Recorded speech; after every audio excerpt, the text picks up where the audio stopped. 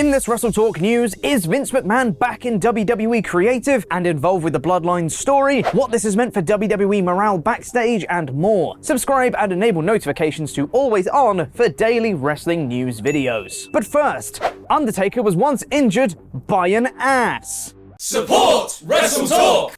The Undertaker is one of the most legendary figures within WWE, clocking up countless years in the company and headlining various shows across various decades. Not all of them were good. We just launched a new series on WrestleTalk podcast looking for the worst matches of all time, and him versus Goldberg was the first episode. He also seldom gave out interviews, instead remaining in character for most of his career to keep the mystique of The Undertaker. But since retiring, that all went out the window so we could get into hot tubs with tigers. And in a recent interview with Hawk and Wolf podcast, Taker revealed he was injured by someone's ass. Rey Mysterio, tiny guy, sweetheart of a guy. He ended up jumping off the top rope and his ass was supposed to hit me in the chest, but it hit me right in the face. It was a bony ass. Bony ass right on the bridge of my nose. I broke my nose and I was concussed. It's hard being injured by an anus. Have you ever had your nose broken by someone's ass? Let me know down in the comments below. And it's hard for me to jump from that into the next story, but speaking of asses, it's Vince McMahon, everybody! Wah-hey! And he's got creative influence on the Bloodline. Don't you do this, Vince. Don't you take this away from me. After the divisive finish to Elimination Chamber 2023 with Sami Zayn losing to Roman Reigns in Montreal and WWE not giving fans what they want, according to some people, there were rumors that Vince McMahon was obviously involved in the creative decisions of that match because Roman wins, lol. I personally dismissed those rumors as people that were just upset with the match result and looking for a reason or someone to blame. But as it turns out, there might be some truth to those rumors. According to Dave Meltzer on Wrestling Observer Radio, Vince does actually have some creative input on the Bloodline story in particular. It's Paul Levesque and Vince. Vince does have input into this one. He definitely does. But still, in theory, it's Paul's decision. In theory. Why you gotta say it like that, Dave? If Vince does get enough creative leverage over the Bloodline story heading into WrestleMania, does that mean Roman might just win at Mania as well? Roman wins, lol? And that might be even more prophetic than I intended, as eagle-eyed viewers have noticed that in the Hollywood-themed WrestleMania match graphics, there are credits underneath the wrestlers as you'd see on a movie poster. And under Roman Reigns' poster, it says, directed by Vince McMahon. Is that a fun Easter egg to pop the boys in the back, or an omen of things to come? I'll let you decide that one. But this Vince return, while it's been quiet for a while, hasn't had the greatest effect on the fans, with people questioning how long it'll be before Vince gets his grubby little mitts on the creative side of the company once again. And now, I guess he has? But it's not just the fans, as people within WWE aren't too pleased with his return too, as according to PW Insider, WWE employees have once again felt like they are walking on eggshells since Vince's return. Morale reportedly isn't as bad as it once was, but it's not as good as it was before Vince came back. Ha ha ha ha ha, great, awesome, oh, it's great, love Vince.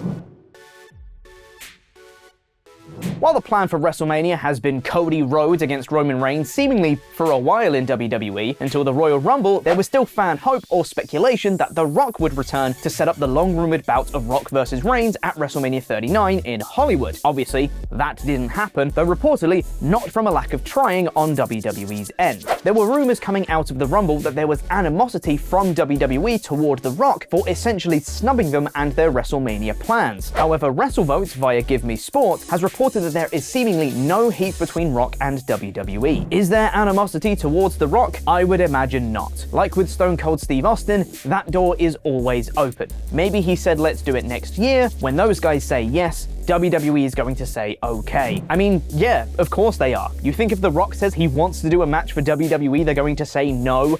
It's The Rock. And now from Rock to Brock. And many fans were a bit caught off guard with this week's Raw, where MVP, in a backstage segment, made the challenge to Brock Lesnar to face Omos at WrestleMania, prompting many people to say, huh? They had just done a DQ finish at Elimination Chamber with Lesnar taking the cheap way out because he couldn't escape from the Hurt Lock, which obviously sets up a rematch between the two, potentially in a triple threat with Bray Wyatt too. Well, apparently not. According to Dave Meltzer on Wrestling Observer Radio, the actual, real, 100% genuine plans for WrestleMania are Bobby Lashley versus Bray Wyatt and Brock Lesnar versus Omos. I don't have much to say to that, except Huh? That seems odd. I would have thought the Omos angle was to set up the rematch with Lesnar and Lashley, but maybe they really are doing Omos versus Lesnar, and Lesnar will suplex and F5 a tall man, and we'll all love it anyway. You know, maybe they're right. Before the Royal Rumble earlier this year, there were reports circulating that the plan for the show was Edge versus Finn Balor inside Hell in a Cell. Obviously, none of that happened, with the direction seemingly being Edge versus Balor at WrestleMania, with the pair already facing off at Elimination Chamber in a mixed tag match with Beth Phoenix and Rhea Ripley respectively. However, according to Ringside News, so take this with a big old pinch of salt, Hell in a Cell was never planned for the Royal Rumble show, and was instead always penciled in for WrestleMania. There were reportedly considerations to move the match to the Rumble, but with Edge's prior acting commitments, it wasn't possible, presumably as he couldn't be around for the build to the show. Which means we're still definitely getting Edge vs. Balor inside Hell in a Cell at WrestleMania, I suppose. But there's more to the story too, as Fightful Select has weighed in to say that actually it was scheduled to be Edge vs. Balor at the Rumble inside Hell in a Cell, but also Balor was supposed to be Demon Finn Balor instead. Some that Fightful spoke to about this situation mentioned that the Demon persona didn't fit in this version of Finn Balor with the Judgment Day, and were against bringing it back, while others thought that the match could use the extra buzz the Demon brings with it. Triple H seems to have cooled his jet slightly when it comes to bringing people back to WWE, after the slew of what seemed like a new return every week when he first took over in 2022. But that doesn't mean all the returns are over. Fightful Select is reporting that WWE are in discussion with Akam and Razor, also known as the Authors of Pain, or AOP, about a return to the company. The report goes on to say that AOP have an incredible amount of loyalty to Paul Ellering, and he would be heading up negotiations for them, which is cool to see as their former manager. I just think it's nice when on-screen pairings mirror those in real life. So, can't wait for them to return and then for Ellering to get replaced with Drake Maverick immediately. However, that first report came out 3 days ago, and a more recent report that came out last night indicated that outside of Ellering leading the talks for AOP, things have been quiet on that front. That's not necessarily to say that talks have fizzled out or won't be proceeding, but that there's essentially no update to that situation as of yet.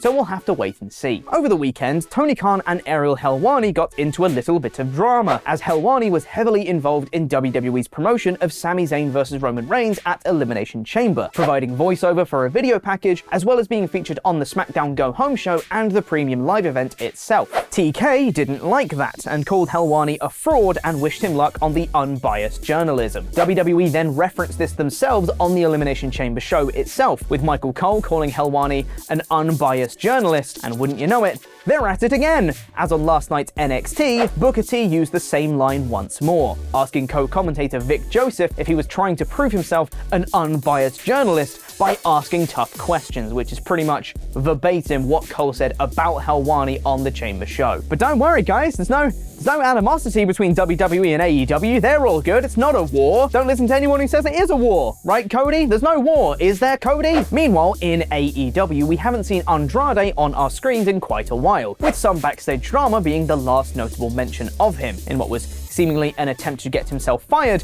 Andrade hasn't been seen since. Fightful Select now has an update on Andrade saying, for those that are asking, Andrade is still recovering from surgery. He had suffered a torn pectoral injury during a match last fall, and he had surgery in late November. He's not expected to be ready until the spring at least. Regardless of what you may or may not think of Andrade, we would like to wish him well on his recovery. There were some pretty major plans scrapped last minute on Raw this week. Keep watching to find out what they were. In this WrestleTalk news on a major creative change on last night's Raw. Ariel Helwani shoots on heat between himself and Tony Khan, and Luke's review of last night's Raw.